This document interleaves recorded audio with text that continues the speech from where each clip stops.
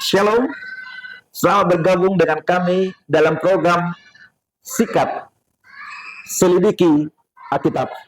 Mari kita berdoa. Bapa di surga, sesi terakhir pembahasan akan hari Sabat. Tuhan pimpin kami dengan tuntunan kudus-Mu, sehingga semakin jelas apa yang kami boleh sampaikan firman Tuhan untuk masing-masing kami pendengar. Di dalam nama Yesus kami berdoa. Amin. Sesi terakhir tentang hari Sabat. Judulnya adalah Mengapa Setan Membenci Sabat. Ini menarik. Bagaimana setan membenci hari Sabat? Namun sebelumnya kami ingatkan yang kita sudah pelajari tentang hari Sabat.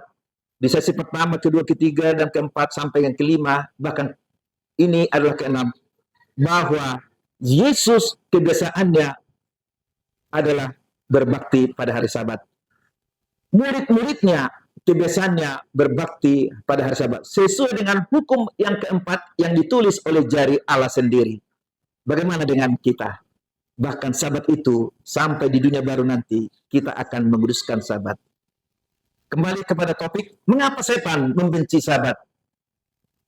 Sabat adalah tugu peringatan akan penciptaan, dan Yesuslah penciptanya, dan Yesuslah Tuhan atas hari Sabat. Itu sebabnya setan benci Sabat. Mengapa setan benci Sabat? Sabat adalah petunjuk bahwa manusia itu adalah ciptaan Tuhan, dan kita semua harus menyembah Allah pada setiap hari Sabat. Dan setan tidak suka akan hal tersebut. Di dalam Wahyu pasal 2 ayat 17 dan Wahyu pasal 14 ayat 12 dikatakan, Sabat adalah petunjuk bahwa Yesus Kristus yang bekerja di mana Sabat sebagai tanda umatnya. Itu sebabnya dalam Yohanes 14:15, kalau kamu mengasihi aku, kamu akan menuruti perintahku, yaitu ingat dan kuduskanlah hari Sabat. 1 Yohanes 2:3, bahwa firman Tuhan berkata, bila mana kamu mengasihi Allah, yaitu jikalau kamu menuruti perintahnya. Barang siapa mengatakan dia mengasihi Allah tetapi dia tidak menuruti perintahnya, maka ia adalah pendusta. Ingat, pendusta bapaknya adalah siapa? Setan. Tentunya pendusta tidak akan masuk surga. Mengapa setan benci? Alasan ketiga, Sabat adalah tanda abadi akan persekutuan dengan Allah sebagai pencipta. Dalam Kejadian 2 ayat 1 sampai 3. Ini merupakan tantangan bagi setan. Dia tidak mau semua orang mengakui Yesus sebagai pencipta, sehingga dia berang, marah kepada Yesus bahwa tidak boleh menguduskan hari Sabat. Sehingga dia mengelabui seluruh umat, bahkan yang percaya kepada Alkitab, yang mengaku sebagai umat Kristen. Dia melupakan hari Sabat. Bukan mengingat hari Sabat, tetapi mengingat hari yang lain. Itu adalah dorongan perbuatan dari setan. Ibrani 10:24, marilah kita saling memperhatikan supaya kita saling mendorong dalam kasih dan dalam pekerjaan baik. Apa itu?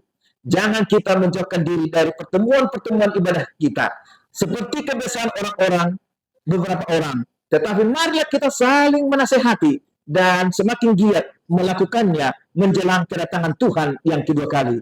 Sebab jika kita dengan sengaja berbuat dosa, ayat yang ke-26, sesudah memperoleh pengetahuan tentang kebenaran, maka tidak ada lagi korban untuk menghapus dosa itu. Pelanggaran Sabat adalah dosa. Tidak ada lagi korban bila malah kita sudah tahu Sabat adalah hari yang ketujuh, hari Sabat Tuhan Allah, maka kita berdosa. Yang keempat, mengapa Sabat dibenci oleh setan? Karena Sabat adalah penyembuhan ajaib dari Yesus Kristus.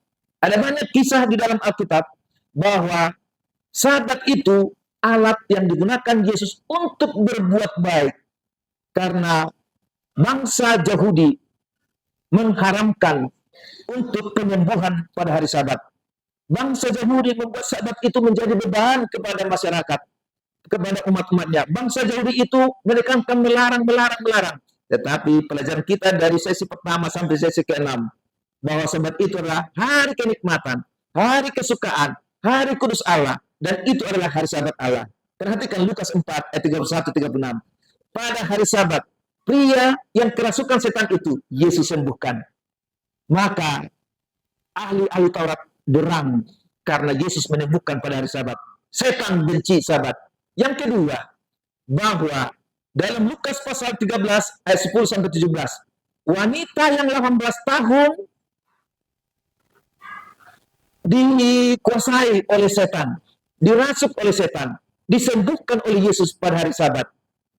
Dalam Yohanes 5 ayat 1-9, wanita yang 38 tahun sakit di kolam Bethesda, dia disembuhkan Yesus pada hari Sabat. Bangkitlah, angkatlah tilammu.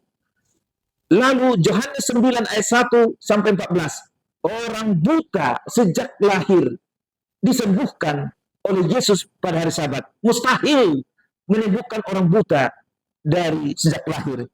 Maka hari Sabat itu adalah hari penyembuhan. Mengapa Yesus masukkan mengapa setan membenci Sabat? Yang kelima, alasannya adalah Sabat simbol kelegaan di dalam Yesus. Disucikan di dalam Yesus, ditebus oleh Yesus, karena hanya Yesus penyelamat melalui kasih karunia-Nya. Dalam Efesus 2 ayat 8-10 dan Yohanes 14 ayat yang ke-6. Wahyu 14 ayat 12 berkata, menuruti perintah Allah dan iman kepada Yesus adalah kewajiban semua orang yang mengaku Yesus adalah pencipta, di mana hari Sabat adalah hari Sabtu, hari yang harus dikuduskan. Ibrani 4:9-10. Perhatikan kata Paulus, masih ada hari ke-7 sebagai hari peringatan, perhentian bersama Yesus. Sabat adalah hubungan pribadi dengan Tuhan dan sesama manusia. Beribadah sepanjang hari Sabat merupakan satu kesempatan memperbaharui dan mempertajam kerohanian kita, bukti ketergantungan kita kepada kuasa Allah yang memelihara, yang menjaga, dan yang mengasihi, serta yang memberikan kita kehidupan. Yohanes 20 ayat 12 dan 20, Sabat itu pertanda bahwa kita milik Allah. Sabat itu pertanda bahwa kita punya Tuhan. Di dalam Education halaman 425, sebuah buku yang ditulis oleh Ellen G. White sangat indah. The Sabbath is a sign of creative and freedom, power, and redemption of power. It is praying to God as a source of life and knowledge. It is recalled man's free maker glory and thus witness to God's purpose to be creative in us with His own image. Sabat adalah tanda kekuatan kreativitas Allah dalam penebusan, menunjukkan bahwa Allah sebagai sumber kehidupan kita dan sumber pengetahuan itu mengingatkan kemuliaan awal manusia, dan dengan demikian menyaksikan tujuan Allah untuk menciptakan kembali kita menurut gambarnya tersendiri. Yang keenam, mengapa setan membenci Sabat? Sabat perlambang di mana Yesus menciptakan hati yang baru di dalam diri saudara, di dalam diri saya. Sabat merupakan metafora dari Eden yang baru ke Eden yang baru di dunia baru nanti. 2 Korintus 5 ayat 17. Kita ciptaan baru. Dan jadi siapa yang ada dalam Kristus, ia adalah ciptaan baru. Yang lama sudah berlalu, sesungguhnya yang baru sudah datang. Jadi Sabat adalah pertunjukan kasih kita kepada Allah. Pertunjukan bagaimana kita sebagai umat Tuhan yang diciptakan menghormati Allah sebagai pencipta langit, bumi, laut, dan segala isinya. Mengapa setan membenci Sabat? Yang terakhir, Sabat kita memasuki hubungan yang abadi bersama Yesus kekal selama-lamanya. Yesaya 66 ayat yang ke-23. Bulan berganti bulan, Sabat berganti Sabat.